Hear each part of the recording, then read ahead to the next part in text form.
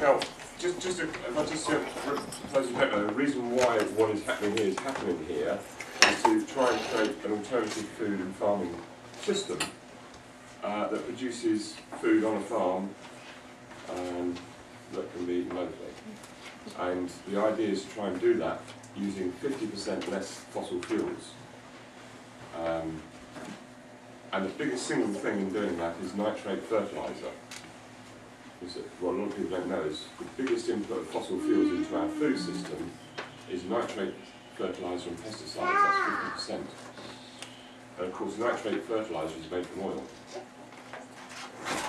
So basically at the moment our food system in England relies on oil for fertiliser to grow crops.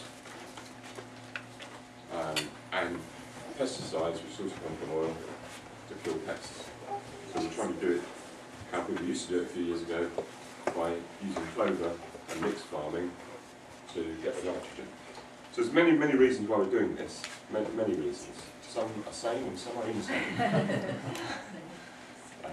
But we can talk about that. And so the idea though is all the lots of little enterprises that we're starting here around the farm. What we want to do is try and make them replicable, so that if they work, other farmers can do the same. There are fields very close to here, as big as the whole farm, the whole of this farm.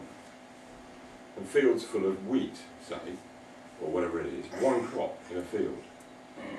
Now if a pest comes along to that crop, and it finds it all very nice, then it will breed like mad, and pretty quickly those pests will get out of control. Therefore they come along with massive rate fly sprays, which are the sprays, and kill all the pests. All the insects. Kill all the insects, you don't get any of the birds.